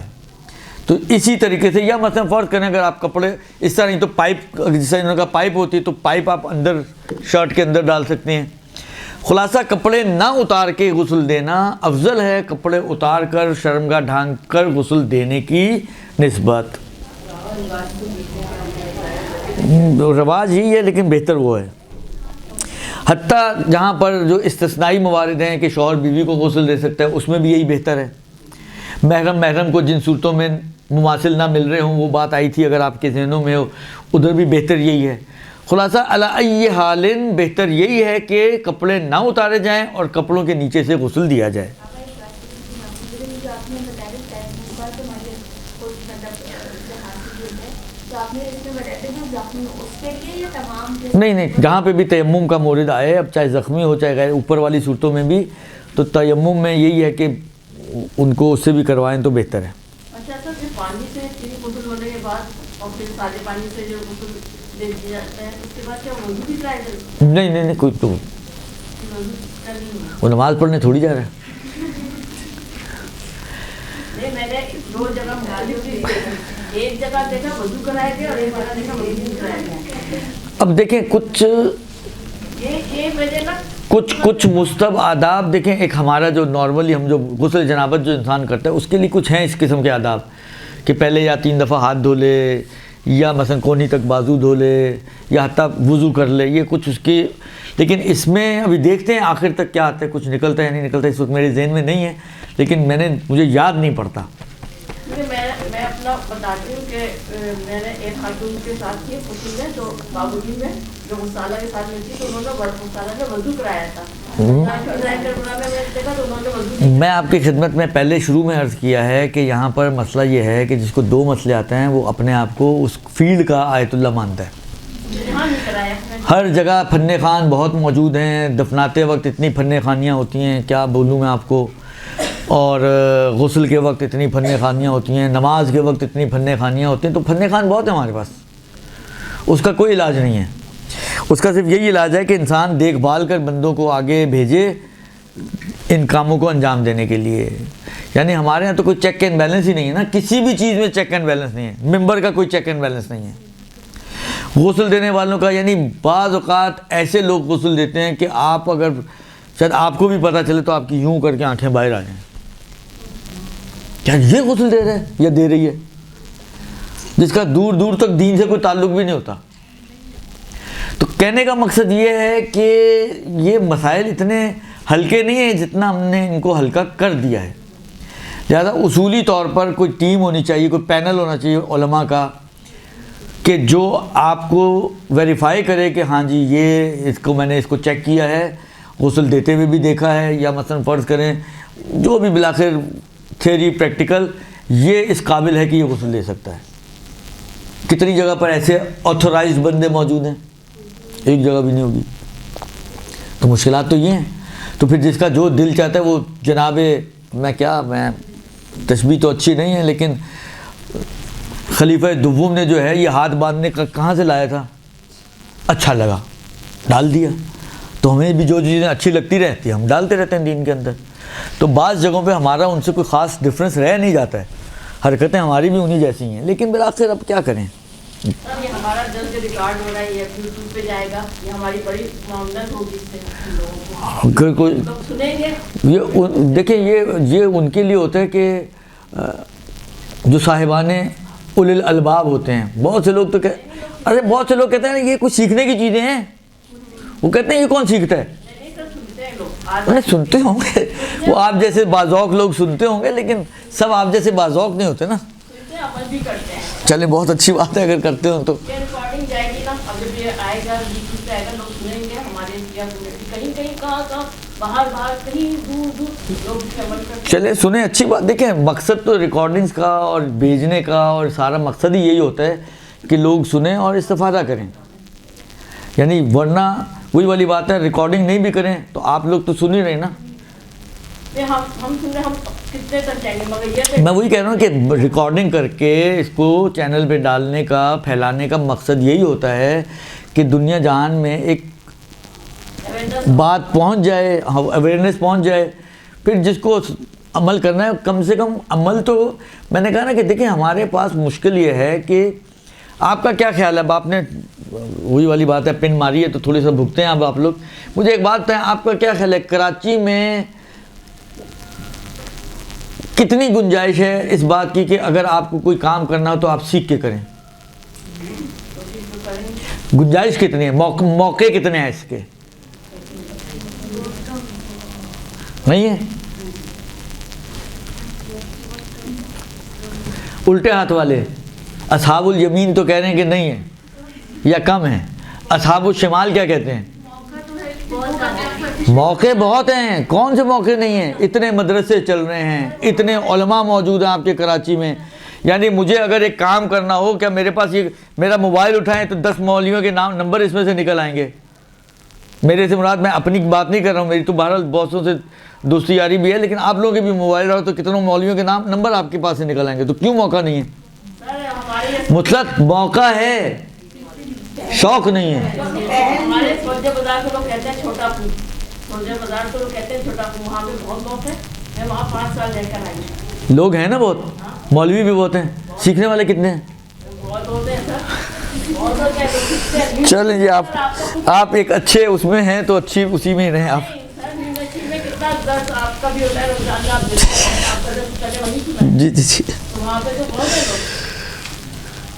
دیکھیں وہ ایک خاص طبقہ ہے، وہ بہت ایک خاص طبقہ ہے. میں ایک خاص گروہ کی، ایک خاص طبقے کی بات نہیں کر رہا ہوں.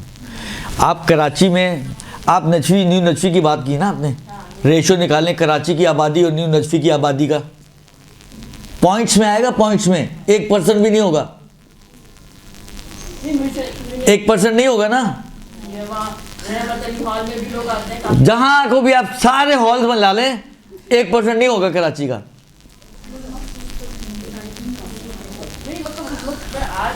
ہاں آ رہی ہے نا، وہی کہہ رہا ہوں، جب تک آتی نہیں جب تک تو یہ درد دل کر سکتے ہیں نا ہم. اگر کپڑوں سمیت ملانا میت کو افضل ہے، تو اردو مسائل میں لکھا ہوا ہے. یہ میری ہے آغا کی مسائل منتخبہ، حضرت علی علیہ السلام کپڑے کے نیچے سے دیا تھا. جی جی جی جی. خوب، خیر اب ہم ادھر ادھر زیادہ نہ جائیں. تو فرماتے ہیں کہ یہ ایک مطلب ہو گیا. کہتے ہیں غسل کے لیے ضروری ہے کہ پانی پاک بھی ہو جس سے غسل دینے جا رہے ہیں آپ، اور پانی مباح بھی ہو، اور بیری اور کافور بھی مباح ہونے چاہیے.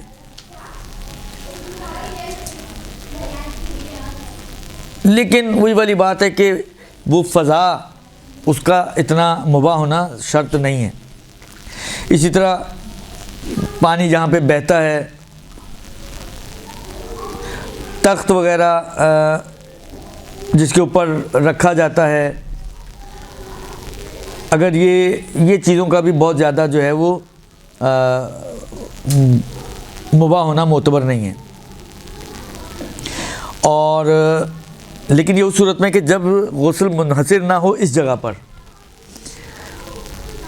تو لیکن اگر غسل منحصر ہو جائے تو کہتے ہیں کہ پھر اس صورت میں جو ہے وہ غسل ساقط ہو جائے گا اور تیمم کیا جائے گا. اور اگر کوئی غسل دے بھی دیتا ہے تب بھی اس کا غسل صحیح ہے، لیکن ان بعض کنڈیشن میں غسل ساقط ہو جائے گا. پھر کہتے ہیں کہ غسل دینے میں جو ہے قصد قربت ہونی چاہیے. اجرت لینا غسل کی جائز نہیں ہے احتیاط واجب کی بنا پر. اور اچھا، اگر بلاخر دیکھیں بعض جگہ پہ بعض جو غسال ہوتے ہیں وہ پیڈ ہوتے ہیں، تنخواہ پہ رکھے جاتے ہیں، ٹھیک ہے نا، جبکہ غسل کی اجرت لینا جائز نہیں ہے کیونکہ واجب ذمہ داری ہے نا. تو واجب ذمہ داری کے اوپر تو آپ نہیں لے سکتے، لیکن وہ چیزیں جو اس پر واجب نہیں ہیں، جو اس کے مقدمات بنتے ہیں مثلا، یہ ان کی نسبت اگر پیسے لینا چاہے تو وہ پیسے لے سکتا ہے. یعنی اس پیسے کو حلال کرنے کا طریقہ یہی ہے کہ اس کو غسل کے اگینسٹ نہ مانگے یا نہ لے، بلکہ جو مقدمات غسل ہیں مثلا فرض کریں اس کے اگینسٹ ان پیسوں کو قرار دے، تو یہ پھر اس کے لیے جائز ہو جائے گا. پھر کہتے ہیں کہ اگر میت کا بدن جو ہے وہ دوران غسل یا بعد از غسل نجس ہو جائے خارجی نجاست سے یا میت ہی کی اپنی نجاست سے، تو غسل کو تکرار کرنا ضروری نہیں ہے. مثلا فرض کریں جس حصے سے آپ آگے بڑھ چکے ہیں، جس طرح انہوں نے ابھی کس نے پوچھا کہ انہوں نے پوچھا کہ مثلا فرض کریں وہ کوئی جیسا ڈرپ لگی ہوئی ہوتی ہے یا کوئی کنولا لگا ہوا ہوتا ہے، جب وہ اتارتے ہیں تو بلیڈنگ ہو رہی ہوتی ہے. تو اب آپ نے اگر اس کا غسل کرنے کے بعد ادھر سے دوبارہ خون نکل آیا تو کہتے ہیں کہ اس سے غسل باطل نہیں ہوگا. جو ہو چکا ہوا ہے غسل وہ ٹھیک ہے، اور غسل کے بعد بھی اگر نکلتا ہے تینوں غسل دینے کے بعد تب بھی آپ کا غسل صحیح ہے، غسل کو ریپیٹ کرنے کی ضرورت نہیں ہے. پھر کیا کریں؟ کہتے ہیں بلکہ واجب صرف یہ ہوگا کہ اس جگہ کو پاک کیا جائے. اگر ممکن ہو دو شرطوں کے ساتھ، ایک تو یہ کہ اس میں مشقت زیادہ نہ ہو پاک کرنے میں، اور دوسرا یہ ہے کہ میت کی بے حرمتی نہ ہوتی ہو، تو ان کو پھر پاک کرنا واجب ہے.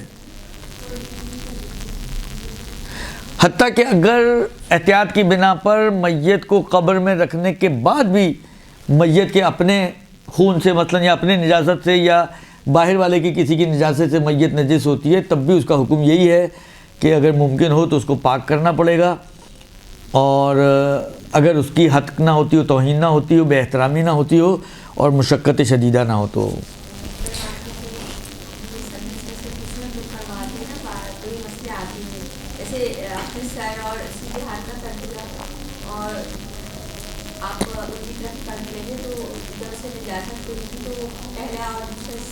جی ہاں وہ صحیح ہے، جی وہ صحیح ہے. اچھا یہ بھی کر سکتے ہیں کہ میت کے مثلا فرض کریں کنولا وغیرہ لگا ہوا ہے، آپ نے تھوڑا سا دبا دبو کے غسل کا پانی گزار دیا اور ابھی خون رکا ہوا ہے، تو آپ اس کے اوپر کوئی پٹی وٹی رکھ کر کوئی چیز ڈال کر چونا وونا ڈالتے ہیں، پتہ نہیں کیا کیا کچھ کرتے ہیں، تو اس کو خلاصہ بند کر کے آپ اس کے اوپر ٹیپ لگا دیں. دیکھیں مسئلہ یہ ہوتا ہے کہ ذمہ داری ہمیشہ اس وقت آتی ہے کہ جب آپ کو پتہ چلے، خاص طور پہ نجاست و طہارت کے باب میں، جو میں پہلے بھی آپ کو بتا چکا ہوں اور مثال بھی دی تھی میں نے حج والی مورد کی، ٹھیک ہے نا. تو ذمہ داری اس وقت آتی ہے کہ جب مجھے پتہ چلے کہ خون نکل رہا ہے. اگر فرض کریں وہ پیک ہے، آپ نے پاک کر دیا، پاک کرنے کے بعد آپ نے اس کے اوپر کوئی چیز ڈال ڈول کے کہ باہر ہی نہ آئے یا نکلے نہیں، آپ نے اپنی طرف سے اس کو سمجھے سیل کر کے اس کے اوپر ٹیپ لگا دی. اب نکلا یا نہیں نکلا آپ کو نہیں معلوم، تو آپ کی کوئی ذمہ داری نہیں، کھول کے دیکھنا آپ کی ذمہ داری نہیں ہے. پھر پلس یہ کہ وہی قاعدہ بھی آپ کا چلتا ہے جو تھا وہ ہے، پاک کر کے آپ نے اس کے اوپر ٹیپ لگا دی، تو اب آپ کو شک ہوا کہ پتہ نہیں نکلا نہیں نکلا، نجس ہوا دوبارہ نہیں ہوا، تو جو تھا وہ ہے، تو آپ کی ذمہ داری پوری ہو جائے گی. کیا چیز؟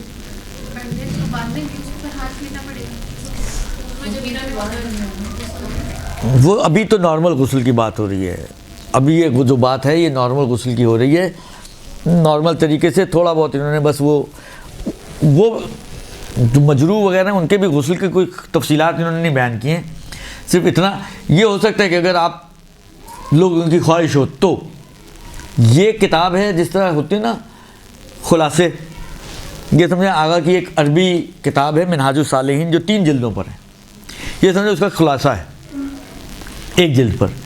تو آٹومیٹکلی خلاصے میں کیا ہوتا ہے، آپ سلیکٹڈ مسائل ہوتے ہیں، تو آپ نے بہت ہی سلیکشن کے ساتھ مثلا فرض کریں 4000 مسئلوں میں سے 800 مسئلے نکالنے ہیں، تو یہ اس قسم کی کتاب ہے. ایک ابھی تازہ آغا کی نئی آئی ہے کتاب مارکیٹ میں، تو توضیح المسائل جامع، وہ جتنے آپ کی ابھی آپ کے ہاتھوں میں توضیح المسائل ہیں اس کی 4 جلدیں ہیں، اتنی ہی یا شاید اس سے بھی موٹی، تو اس میں یہ چیزیں زیادہ تفصیل سے ہیں، یعنی یہ مختصر ہے وہ بہت تفصیل ہے.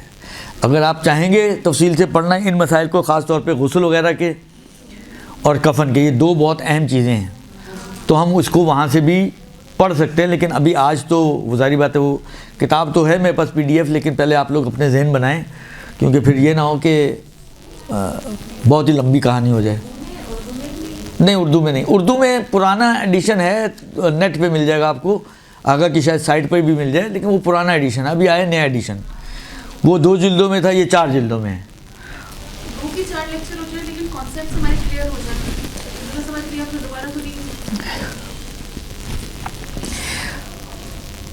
دیکھیں ہم پھر یہ کر سکتے ہیں کہ ابھی جو ہے اب یہ یہاں سے ان کا غسل تو پورا ہو گیا ہے، اب یہ شروع کر رہے ہیں کفن.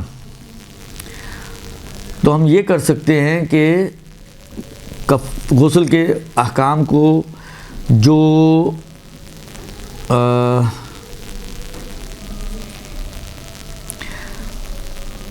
اس میں سے ہم پڑھتے ہیں، ٹھیک ہے، اور جو پڑھ چکے ہوں گے اس کو ہم سکپ کر جائیں گے.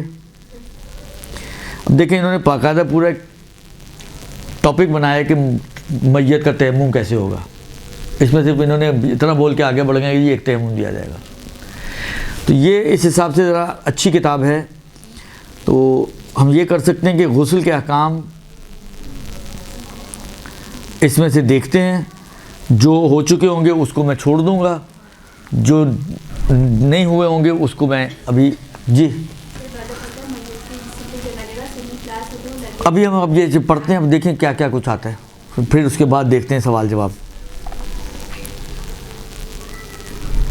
خوب. کہتے ہیں کہ غسل میت کی کچھ شرطیں ہیں. پہلی یہ ہے کہ قصد قربت کے ساتھ ہو، تو پیچھے گزر گیا. دوسرا یہ ہے کہ پانی جو ہے وہ پاک ہو. اچھا، یہ تقریباً اگر آپ کو وضو یاد ہو اور غسل کے احکام اگر آپ کو یاد ہوں تو آغا سیستانی نے ایک شرط اور لگائی ہے جو احتیاط واجب کی بنا پر ہے. جب وضو کو ہم پڑھ چکے ہیں وضو تو میرا خیال ہے نا، اس میں یہ بات آئی تھی کہ وضو کا پانی پاک بھی ہو اور مباح تو ہوتا ہی ہوتا ہے، پاک ہو اور مطلق بھی نہیں، پاک ہو اور پاکیزہ ہو احتیاط واجب کی بنا پر. یعنی اس میں کوئی ایسی چیز آلودہ نہ ہو کہ جس سے انسان کی طبیعت گن کھاتی ہو. مثلا آپ کی تھوک نجس ہے یا پاک؟ آپ اس پانی میں تھوکیں اور پھر آپ کو کہا جائے جی اس کے وضو کریں. آپ کی اپنی تھوک ہے، آپ پھر بھی گن کھائیں گی کہ اس سے میں کیسے منہ دھوؤں گی. درست، کسی اور کی تھوک نہیں ہے، آپ کی اپنی ذاتی پرسنل، پھر بھی انسان کی طبیعت گن کھاتی ہے. تو آقا کی تقریباً وضو میں بھی یہ شرط ہے، غسل میں بھی یہ شرط ہے، یہاں پہ بھی یہ لگائی انہوں نے کہ احتیاط واجب کے بنا پر وہ پانی پاک بھی ہو اور پاکیزہ بھی ہو. پاک میں تو فتویٰ ہے لیکن پاکیزہ ہونا احتیاط واجب کی بنا پر، ٹھیک ہے. یعنی ایسی چیز سے آلودہ نہ ہو کہ جس سے انسان کی طبیعت گن کھاتی ہو. غسل کا پانی سدر اور کافور غصبی نہ ہو، یہ گزر گیا. اچھا، اعضائے غسل پر کوئی رکاوٹ نہ ہو، یہ جو بھی آپ نے پوچھا سنی پلاس وغیرہ، اس کی دیکھیں اس کی گم تو رکاوٹ ہوتی ہے تو وہ آپ کو ہٹانی پڑے گی، بشرط یہ کہ اس کو ہٹانے کی وجہ سے اس کی کھال نہ اترتی ہو. ہاں، بشرط یہ کہ اس کو ہٹانے کی وجہ سے اس کی کھال نہ اترتی ہو، ورنہ پھر تیمم کی طرف جانا پڑے گا. وہ مسئلہ نہیں ہے، ناخن سے تھوڑا گرم پانی ڈال دیں. اب وہی والی بات ہے، بعض لوگ کہتے ہیں میت کے اوپر گرم پانی، آخر میت ہے، اس کے اندر روح تو نہیں ہے، فیل تو نہیں ہوگا، اس کو اٹھ کے نہیں بیٹھے گی، چیخ بھی نہیں مارے گی. درست. تو کوئی بھی ایسی چیز، یا مثلا بعض اوقات ہوتا ہے کوئی آپ صرف کا پانی، یا جو جس طرح یہ جو اسکاچ وغیرہ آتے ہیں برتن دھونے کے لیے جو تھوڑے سے کھردرے سے ہوتے ہیں، بالکل اسٹیل وول بھی نہیں ہوتا لیکن تھوڑے سے کھردرے سے ہوتے ہیں، اس کے ذریعے آپ دھو دیں، کھال نہیں اترنی چاہیے. درست. بس کوئی رکاوٹ نہیں ہونی چاہیے جو پانی پہنچنے میں مانے بنے. اور غسل کے جب غسل کا پانی آپ نے جس جگہ سے بھی گزارنا ہے وہ جگہ پاک ہونی چاہیے، اس کے اوپر عین نجاست نہیں ہونی چاہیے. غسل دینے سے بدن، میت کا بدن جو ہے وہ پھیلتا نہ ہو، بکھرتا نہ ہو. اور غسل جو ہے ولی شرعی کی اجازت سے ہونا چاہیے، جس کا تذکرہ پچھلے کلاس میں آیا تھا کہ ولی شرعی کون ہوتے ہیں. یہ ایک بات. اور غسل دینے والے کی شرائط ہیں جو ہم پہلے پڑھ چکے ہیں، یہ ان کے حساب سے بعد میں آئیں گی.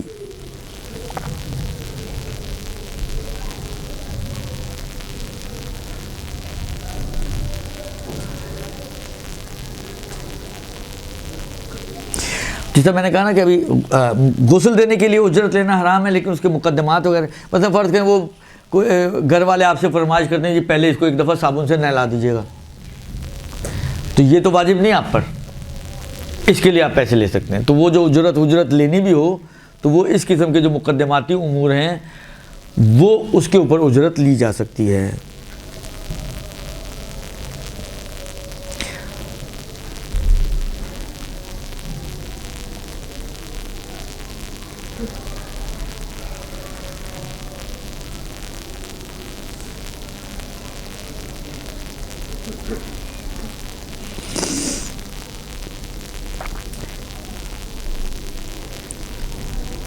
اچھا، ایک چیز جو ابھی مسئلہ آیا کہ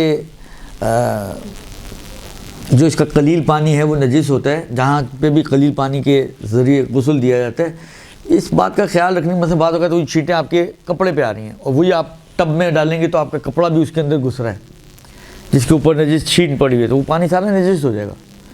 تو غسل دیتے وقت خاص طور پہ قلیل پانی سے اس بات کا بہت سختی سے خیال رکھنے کی ضرورت ہے کہ دوران غسل چھینٹیں وینٹیں اس ٹب میں نہ گریں، آپ کا ان چھینٹوں والا ہاتھ یا اس میت کو لگا ہوا ہاتھ فرض کریں اس ٹب میں نہ جائے کہ آپ کا ٹب جو ہے وہ نجس نہ ہو جائے۔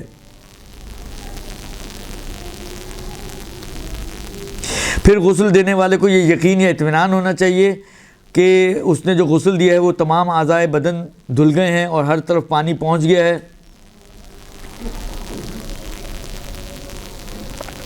لہذا اگر کوئی رکاوٹ اس کو نظر آ رہی ہے، جس طرح انہوں نے کہا وہ چسپ ٹیپ وغیرہ کی یا بعض اوقات ہوتا ہے کوئی اور چیز چپکی ہوئی ہے، تو اس صورت میں پھر اس کو ہٹانا پڑے گا۔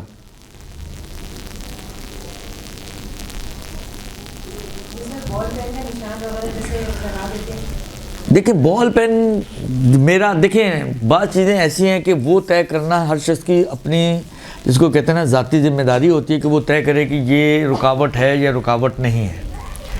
ممکن ہے میری نزدیک رکاوٹ نہ ہو، آپ کہیں یہ رکاوٹ ہے تو آپ کے لیے رکاوٹ ہے، میرے لیے نہیں ہے، آپ اسی حساب سے عمل کریں گی، میں اپنے حساب سے عمل کروں گا۔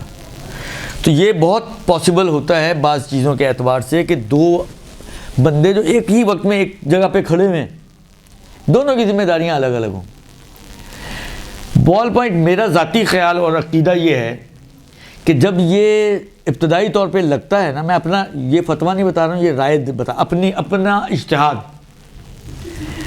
درست، کہ یہ جب لگتا ہے تو اس وقت گاڑھا گاڑھا ہوتا ہے انک، تو وہ اس وقت رکاوٹ ہوتی ہے۔ لیکن اگر آپ نے فرض کریں مل دیا، مسل دیا، ہاتھ کر دیا، چاہے رنگ رہ بھی جائے تو پھر وہ رنگ ہے، وہ رکاوٹ مجھے لگتا ہے کہ نہیں ہوتی۔ یہ میں اپنی رائے دے رہا ہوں، آپ بھی اگر رائے یہی ہے تو ٹھیک ہے نا، وہ رکاوٹ نہیں ہوتی۔ تو اب دیکھنا پڑے گا کہ وہ تازہ لگا ہوا ہے یا پہلے کا لگا ہوا ہے۔ وہ ممکن ہے کوئی کہے کہ نہیں جی ہٹانے کے بعد بھی یہ کیونکہ گاڑی چیز ہوتی ہے تو رکاوٹ ہے، تو ٹھیک ہے، اس کے لیے رکاوٹ ہو جائے گا۔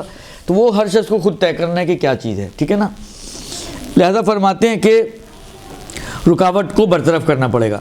اسی طرح اگر خون وغیرہ میت کے بدن پر موجود ہے اور وہ پانی پہنچنے میں رکاوٹ بن رہا ہو یا اس کی وجہ سے غسل کے پانی کا رنگ یا بو یا ذائقہ تبدیل ہوتا ہو، تو ضروری ہے کہ اس کو غسل سے پہلے جو ہے ہٹا لیا جائے اور اس حصے کو غسل دینے سے پہلے پاک کر لیا جائے، جو میں نے بھی عرض کر دیا آپ کی خدمت میں۔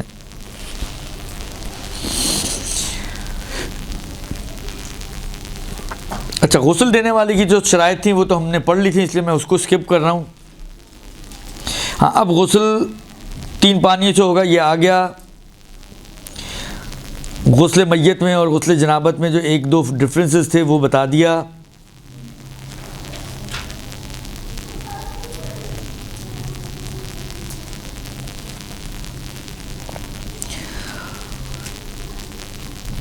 مقدار سدر و کافور کی یہ بھی آ گیا۔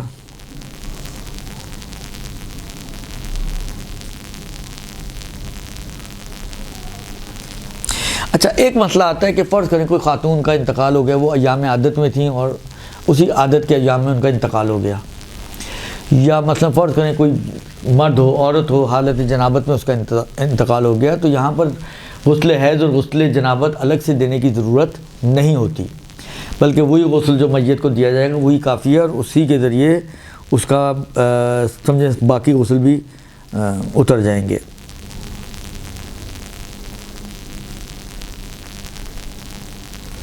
اچھا، بعض جگہ پہ میں نے یہ سنا یہ بھی گڑبڑیں ہوتی ہیں کہ جی ناخن بڑے ہیں، ناخن کاٹ دو میت کے، میت کے ناخن نہیں کاٹے جا سکتے. احتیاط واجب لگا کے منع کیا. کہتے ہیں کہ احتیاط واجب ہے کہ میت کے ناخن نہ کاٹے جائیں چاہے بڑے ہی کیوں نہ ہوں. یعنی ایک چیز ہمیشہ یاد رکھیں, یہ جو میت ہے نا, جب یہ میت بنی ہے اب اس کے سارے اجزاء اس کے ساتھ دفن ہونے ہیں. حتیٰ غسل دیتے وقت اس کے بال اگر گر رہے ہیں تو ان کو بھی جمع کر کے اس کے ساتھ دفنانا ہے. ہمارے یہاں تو بہت سی جگہوں پہ بہا دیے جاتے ہیں, کھال اترتی ہے اس کو بہا دیا جاتا ہے. یہ بھی اس کے ساتھ دفن ہونے چاہیے. لہٰذا جن جگہوں پر یہ غلطی ہو رہی ہے ان کو چاہیے کہ جو آپ کا ڈرینیج ہے اس کے اوپر ایک ایسی باریک جالی والی کوئی نیٹ لگائیں کہ جب یہ چیزیں جمع ہوں تو اس کو وہاں سے اٹھائیں اور میت کے ساتھ ہی اس کو مثلا جب کفن دیا جا رہا ہو اس میں ڈال دیں. تو یہ چیزیں آپ الگ نہیں کر سکتے. میت کے ناخن نہیں کاٹے جا سکتے, میت کے بال نہیں توڑے جا سکتے یا نہیں اتارے جا سکتے, یا جو اتر گئے ہیں مرنے کے بعد وہ ان کے ساتھ دفن ہونے چاہیے. کوئی جز اس کا ایسا ہے جو اس کی باڈی سے لٹکا ہوا تھا, مثلا فرض کریں غسل میں بے احتیاطی کے درمیان اتر گیا, وہ اس کے ساتھ دفن ہونا چاہیے. کوئی بھی چیز میت کی میت ہونے کے بعد دفنائے بغیر اس کے ساتھ نہیں رہنی چاہیے. جی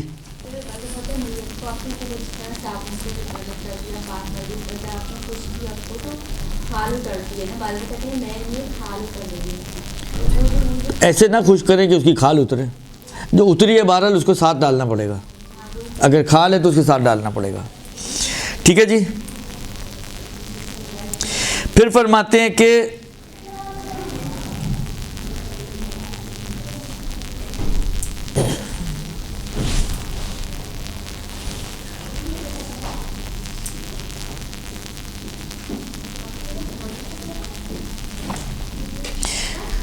اچھا کچھ مستحبات وغیرہ ہیں اس کو میں فعلاً چھوڑ رہا ہوں, کیونکہ لمبی لسٹ ہے, اور کچھ مکروہات ہیں ان کو بھی فعلاً میں چھوڑ رہا ہوں.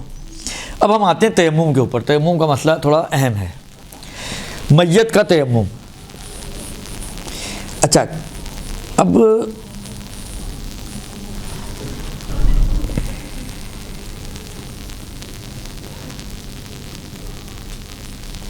اچھا یہ بات تو خیر روشن ہے, لیکن انہوں نے تذکر دیا ہے کہ اس بات کو ذہن میں رکھیں کہ جہاں پر وظیفہ یہ ہے میت کو تیمم دینا چاہیے, اگر آپ تیمم کے بجائے غسل ہی دے دیں تو غسل باطل ہے.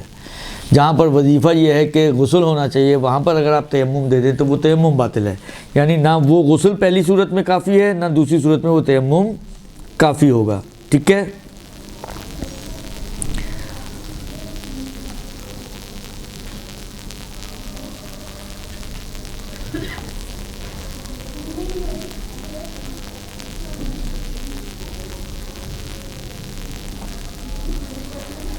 اچھا کہتے ہیں کہ جو تیمم دے رہا ہے میت کو, احتیاط واجب یہ ہے کہ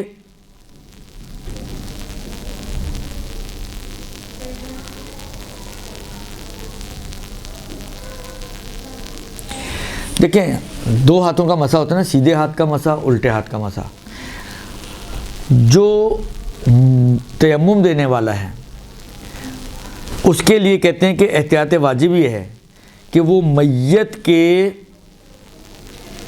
سیدھے ہاتھ کے مسے کو میت کے الٹے ہاتھ کے مسے پر مقدم رکھے. یعنی پہلے میت کے سیدھے ہاتھ کو مسا دے, پھر میت کے الٹے ہاتھ کو مسا دے. ٹھیک ہے نا.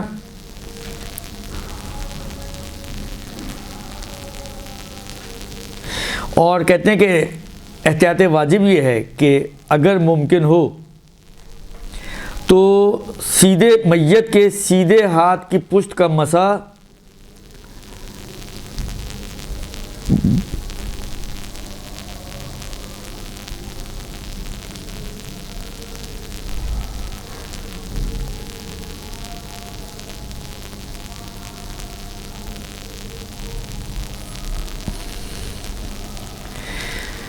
میت کے سیدھے ہاتھ کی پشت کا مسا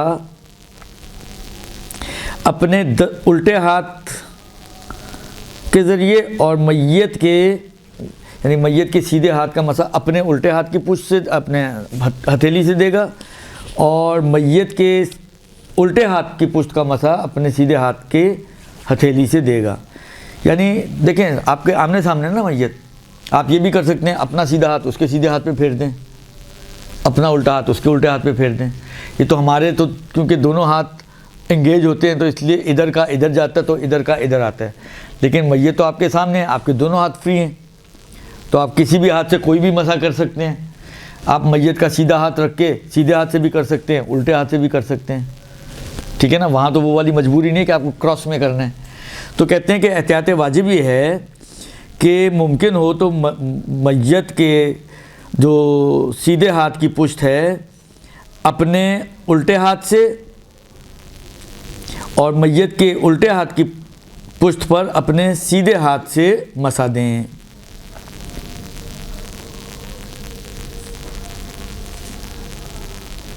अच्छा, अब कहते हैं कि ये भी एक तरीका ये हो सकता है कि आप मैयत की बैक पर आएँ, बस फ़र्ज़ करें मैयत को बिठाएं, आप उसकी बैक पर आएँ, फिर अपने हाथ मारें और जिस तरह अपने चेहरे पे फेरते हैं इस तरह आपके और आपके हाथों के दरमियान में मैयत का चेहरा हो, उस तरह। कहते हैं ये ज़रूरी नहीं है, आप सामने से भी मैयत को एक नॉर्मल तरीके से तयम्मुम करवा सकते हैं।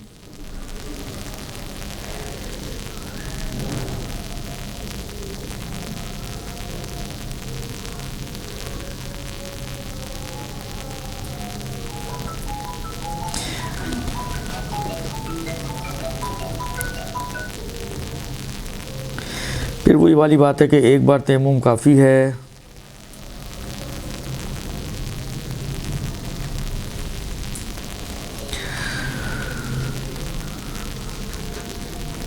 कहते हैं कि तयम्मुम कर देने वाला जो है वो क़स्द क़ुर्बत के साथ तयम्मुम देगा, तयम्मुम करवाएगा यानी।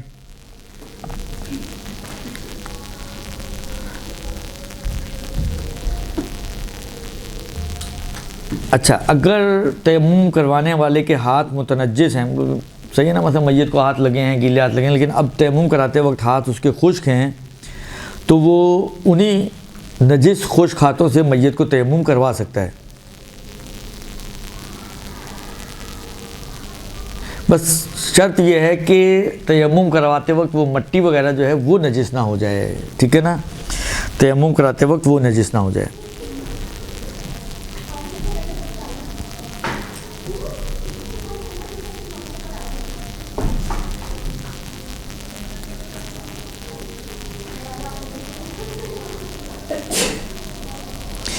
फिर अब एक मसला इन्होंने दिया कि अगर जलने की वजह से या कोई एक्सीडेंट है या धमाका वगैरह जिससे हमारे यहाँ होते हैं कि इस अंदाज से हो कि मैयत के जो आज़ाए तयम्मुम हैं वो ना बचें, कुछ भी नहीं बचा, तो फिर इसका तयम्मुम भी साक़ित हो जाएगा।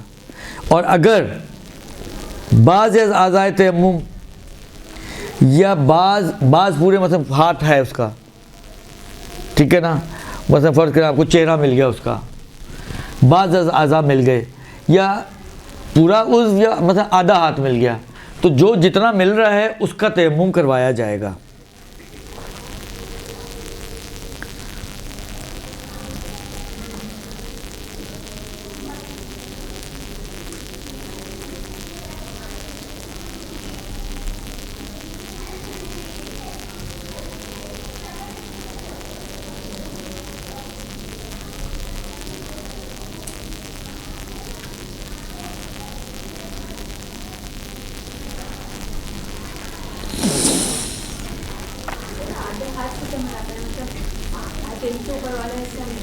वो तो साकित हो जाएगा ना, उस पर तो वो आज़ाए तयम्मुम नहीं है, वो आज़ाए तयम्मुम में से मिलना चाहिए।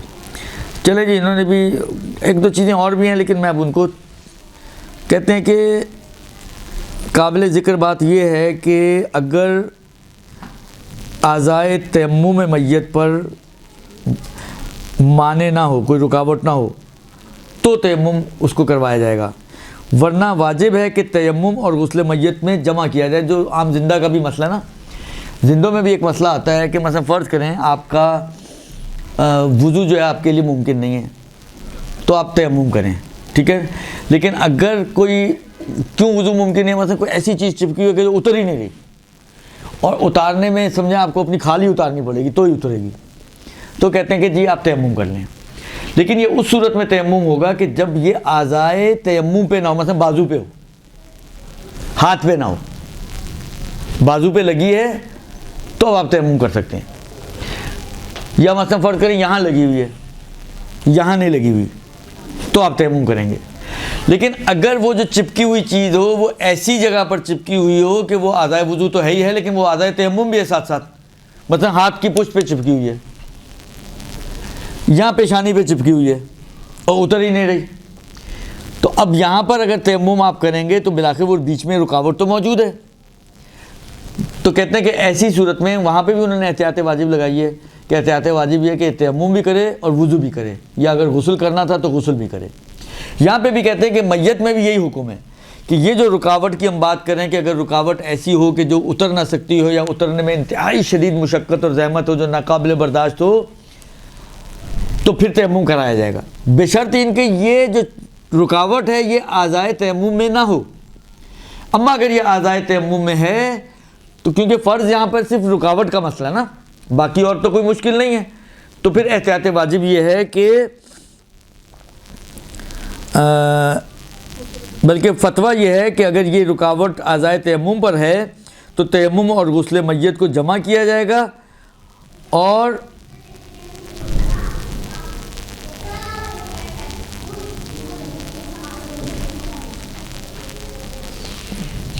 پھر وہی احتیاط کی بنا پر جو رکاوٹ ہے اس کے اوپر وہی جبیرہ کی طرح جو ہے وہ مسح کیا جائے گا. تو خلاصہ یہ کہ یہاں پر پھر دونوں چیزیں جمع کی جائیں گی. صرف تیمم اس صورت میں ہے کہ جب یہ رکاوٹ اعضائے تیمم کے علاوہ کسی اور جگہ پر ہو تو صرف تیمم ہوگا، اور اگر یہ اعضائے تیمم پر ہی ہے تو پھر اس کو آغا سیستانی کے مطابق جمع کرنا پڑے گا، غسل میت بھی دینا پڑے گا اور تیمم بھی اس میت کو کروانا پڑے گا.